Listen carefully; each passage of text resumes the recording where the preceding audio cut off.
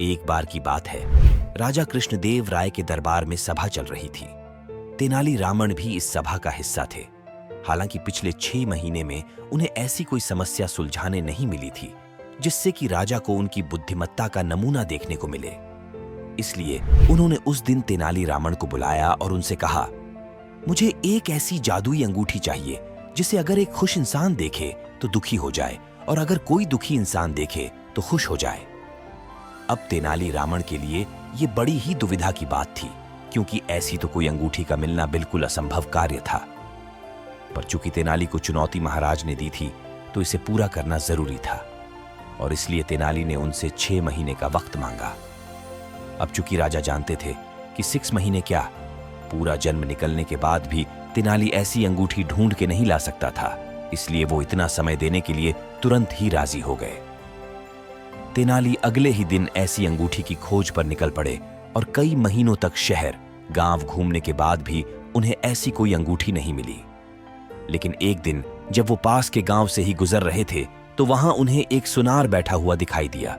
उसने अपने दुकान के सामने एक पोस्टर लगाया हुआ था जिस पर उसने साफ साफ अक्षरों में लिखा था, किसी भी प्रकार की अंगूठी के लिए यहां संपर्क करें। तेनाली को यह देख उम्मीद की किरण नजर आई और वो तुरंत उस सुनार के पास गया और उसने वो सारी बात बताई। सुनार को सारा माजरा समझ आ गया और उसने तुरंत एक सोने की अंगूठी बनाई और उस पर कुछ शब्द लिख दिए और फिर उसे तेनाली के हाथों में दे दिया। जब तेनाली रामन ने अंगूठी पर लिखी वह बात पढ़ी तो उसे देख वो बहुत खुश हुआ और तुरंत राजमहल के लिए वापस निकल गया। अगले दिन वो जब दरबार पहुंचा तो उसे देखकर राजा बेहद प्रसन्न हुए। उन्होंने तुरंत पूछा, तेनाली, मुझे लगता है तुम्हें वैसी अंगूठी मिल गई है। तेनाली ने खुशी खुशी जवाब दिया, हाँ महाराज। और इसके बाद उन्होंने वो अंगूठी राजा के हाथों में दे दी। अब जब राजा ने यह सोने की अंगूठी अपने हाथों में ली तो उन्हें यह किसी दूसरी अंगूठी की तरह ही साधारण सी लगी, पर जैसे ही उन्हें इस पर गूदे हुए शब्द दिखे वो इसे देख दुखी हो उठे। अंगूठी पर संस्कृत भाषा में 2 शब्द छपे थे, इदं तत्क्षण, यानी कि यह वक्त भी जल्द ही गुजर जाएगा। दरअसल जैसे ही राजा ने ये शब्द पढ़े उन्हें एहसास हुआ कि आज जो भी उनकी शान शौकत है, जो भी आज उनकी धन संपदा है, वो एक न एक दिन उनसे छिन जाएगी और वो खाली हाथ इस दुनिया से चले जाएंगे। अब आप सोच रहे होंगे कि क्या अगर यह अंगूठी एक दुखी इंसान को दी जाती तो वह खुश होता। तो याद करिए, जब यह अंगूठी तेनाली के हाथों लगी थी तो वो कितना दुखी और कितना परेशान था, पर जैसे उसने ये शब्द पढ़े उसके अंदर एक उम्मीद की किरण जाग उठी और वह दुखी से खुश हो गया। पर इन 2 शब्दों में ऐसा क्या राज छुपा है?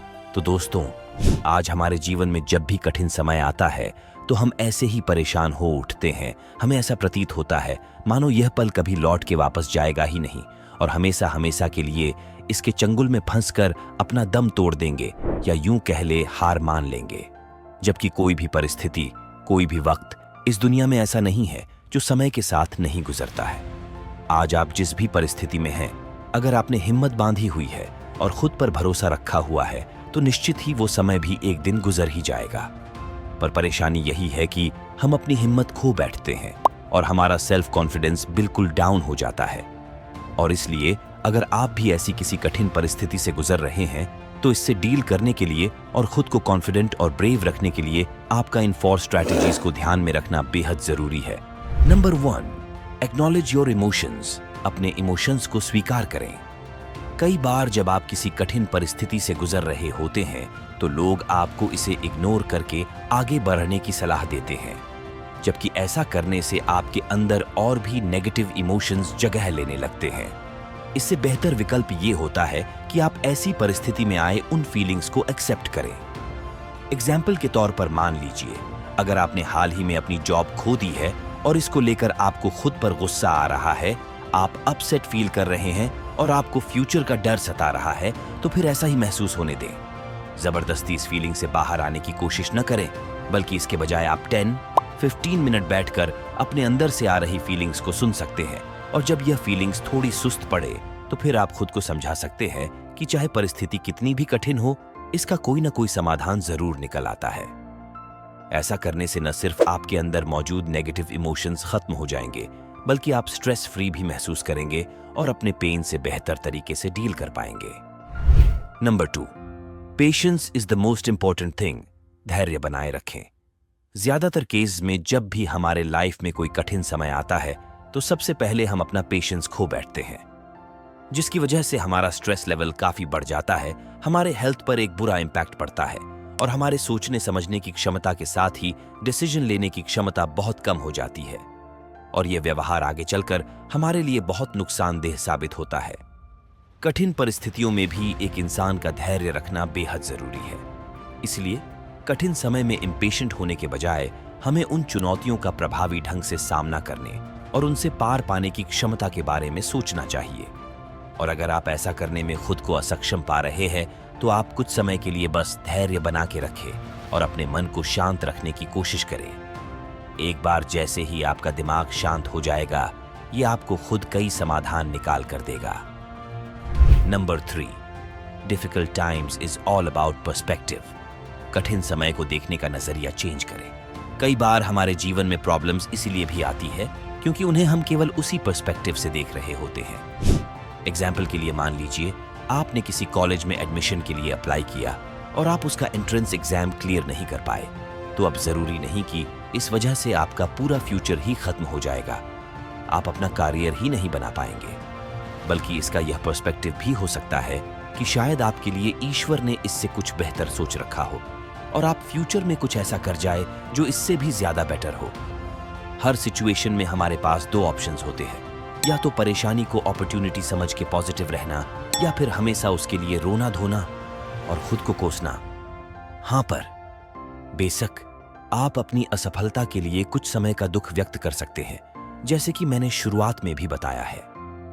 Number 4, be resilient.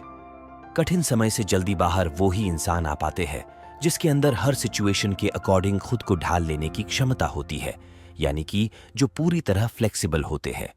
खुद को परिस्थिति के अनुसार अडेप्ट करना मुश्किल समय से लड़ने का एक बेहतरीन उपाय है।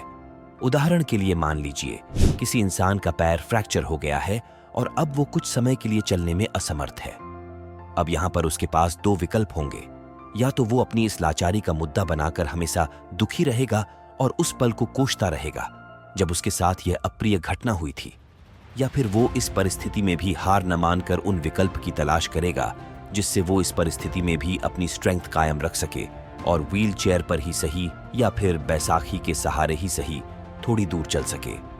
अब ऐसा करने से उसकी फिजिकल स्ट्रेंथ इंप्रूव होगी ही, साथ ही वो उसकी ही यह फ्लेक्सिबिलिटी उसके लाइफ से स्ट्रेस भी काफी हद तक कम कर देगा। और लास्ट में एक बोनस टिप, कई बार जब सारे रास्ते बंद हो जाते हैं तो ऐसे में मन की शांति की तलाश में और अपनी परेशानियों से निजात पाने के लिए लोग स्पिरिचुअलिटी का रास्ता भी अपना लेते हैं, जो कि वाकई में उन्हें न ही सिर्फ मेंटली फिट बनाता है, साथ ही इससे उनकी फिजिकल हेल्थ भी काफी इंप्रूव होती है। उम्मीद है ये सारे टिप्स आपको अपने टफ सिचुएशन से लड़ने में मदद करेंगे और आप वाकई में किसी ऐसे कठिन परिस्थिति के आगे घुटने टेकने के बजाय उसका डट कर सामना करेंगे। तो आज के लिए बस इतना ही। अगर आपको इस वीडियो से कोई भी नई वैल्यूज सीखने को मिली हो तो इसे लाइक और हमारे चैनल को सब्सक्राइब करना न भूलें। धन्यवाद।